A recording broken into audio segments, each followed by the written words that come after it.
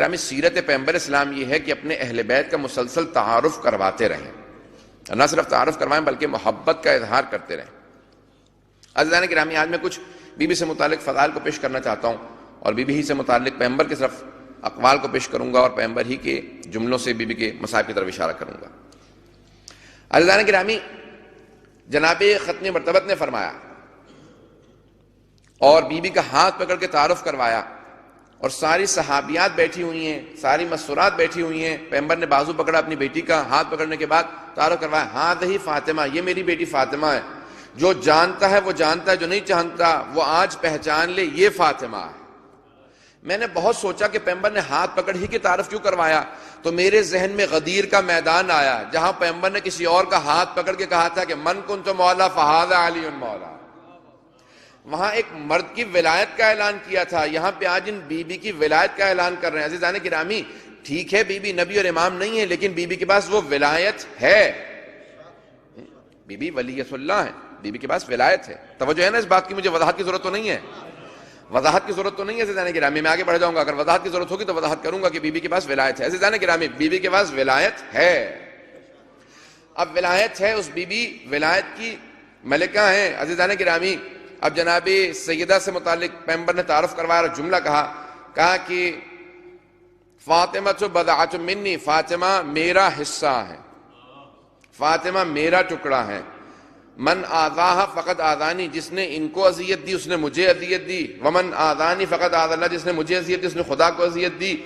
ان اللہ یغضب لغضب فاطمہ، یہ دو حدیث ہیں۔ دوسری حدیث میں فرمایا کہ خدا فاطمہ کے ناراض ہونے سے ناراض ہوتا ہے، ان کے راضی ہونے سے راضی ہوتا ہے۔ عزیزان گرامی، پیغمبر نے یہ فرمایا فاطمہ میرا جز ہیں، فاطمہ تو بضعۃ منی، فاطمہ میرا حصہ ہیں، میرا جز ہیں۔ یہ نہیں فرمایا فاطمہ میرے جگر کا ٹکڑا ہے، جو ترجمہ کر دیا جاتا ہے۔ یہ نہیں فرمایا فاطمہ میرے دل کا ٹکڑا ہے، نہ جگر فرمایا۔ اگر یہ کہنا ہوتا کہ میرے جگر کا ٹکڑا ہے تو کہتے ہیں بضعۃ کبدی، کبد کہتے میرے جگر کا ٹکڑا، یا قلبی میرے دل کا ٹکڑا ہے۔ یہ نہیں فرمایا کہ دل کا ٹکڑا ہے یا جگر کا ٹکڑا ہے، کہا فاطمہ میرا جز ہے۔ توجہ، سارے مجمع کی توجہ ہو، میں تب تک آگے نہیں بڑھوں گا جب تک سارے مجمع اس بات کو میں پہنچا نہیں پاؤں گا۔ عزیزان گرامی، پیغمبر نے یہ نہیں کہا کہ میرے جگر کا ٹکڑا ہے، میرے دل کا ٹکڑا ہے، کہا فاطمہ میرا جز ہے۔ اگر میری حقیقت نبوت ہے تو فاطمہ نبوت کا جز ہے، اگر میری حقیقت رسالت ہے تو فاطمہ رسالت کا جز ہے۔ عزیزان گرامی، اگر دل اور جگر کہہ دیتے تو محدود ہو جاتا، تو اس لیے پیغمبر نے فرمایا فاطمہ تو بضعۃ منی، فاطمہ میرا جز ہے، میری حقیقت کو سمجھو، میرے جز کا نام فاطمہ۔ اگر توجہ کریں گے بات کو آگے بڑھانا چاہوں گا۔ پھر اس کے بعد پیغمبر نے فوراً فرمایا، کہا کہ دیکھو جو فاطمہ کو ناراض کرے اس نے خدا کو ناراض کیا ہے، ان اللہ یغضب لغضب فاطمہ۔ دوسرے مقام پہ ہے کہ من اغضبها فقد اغضبنی، ومن اغضبنی فقد اغضب اللہ، ومن اغضب اللہ فقد دخل النار۔ جس نے فاطمہ کو ناراض کیا اس نے مجھے ناراض کیا، جس نے مجھے ناراض کیا اس نے خدا کو ناراض کیا، جس نے خدا کو ناراض کیا وہ جہنم میں گیا۔ عزیزان گرامی، پیغمبر نے حدیث فرمائی ہے، آئیے ذرا میں اس کی تھوڑی تحلیل پیش کرنا چاہتا ہوں۔ ایک مرجع کی پوری کتاب ہے، اس کی تلخیص پیش کرنا چاہتا ہوں، اگر سننا فرمائیں گے۔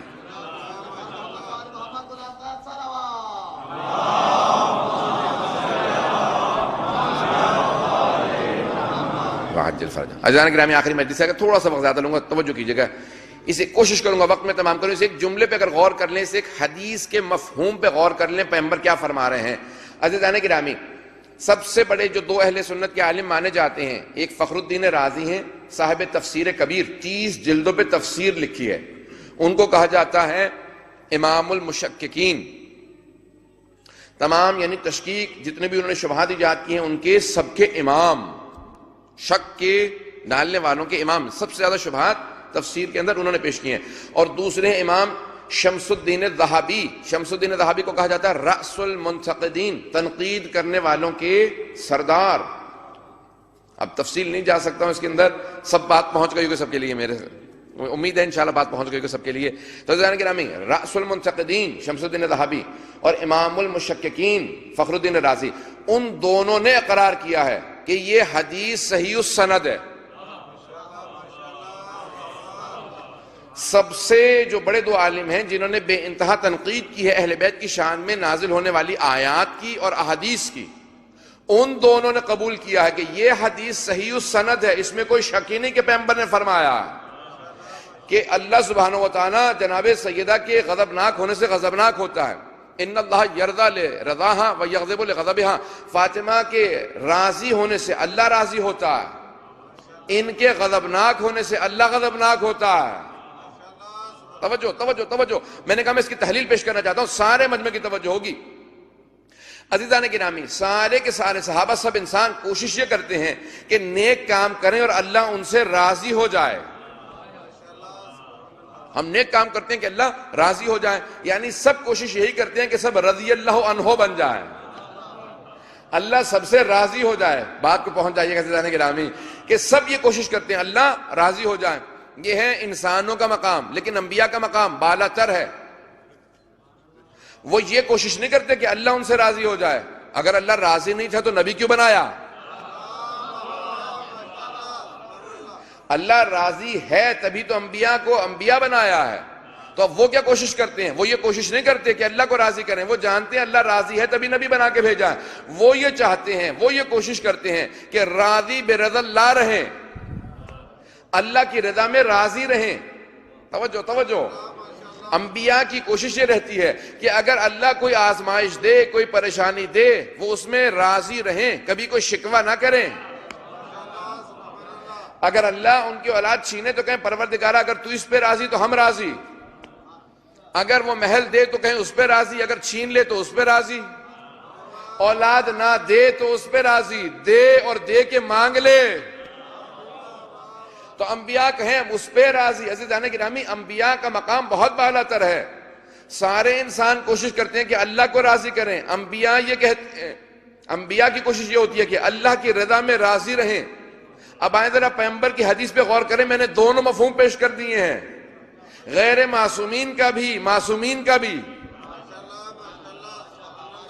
غیر معصومین کا درجہ یہ ہے کہ وہ اللہ کو راضی کرنے کی کوشش کریں گے، معصومین کا درجہ یہ ہے کہ وہ اللہ کی رضا میں راضی رہیں گے۔ اب پیغمبر کیا فرما رہے ہیں؟ پیغمبر فرما رہے ہیں کہ اللہ فاطمہ کے راضی ہونے سے راضی ہوتا ہے، ان کے غضبناک ہونے سے غضبناک ہوتا ہے۔ نہ اللہ وہ کہہ رہا کہ جو صحابہ کا درجہ ہے، توجہ، نہ رسول اللہ یہ کہہ رہے ہیں وہ جو صحابہ کا درجہ کہ راضی کرنے کی کوشش کرتے رہیں، نہ وہ جو انبیاء کا درجہ ہے کہ اللہ کی رضا میں راضی رہیں۔ نہیں پہنچا پایا، سارے مجمع کی توجہ ہو۔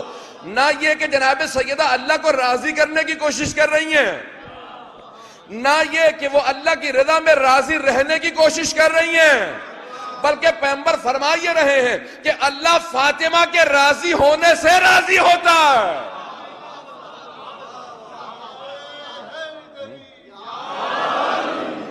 تو اب لکھنے والوں سے سوال کریں، جس نے حدیث کو لکھا ہے، کہ تم نے سمجھا بھی ہے کیا لکھا ہے؟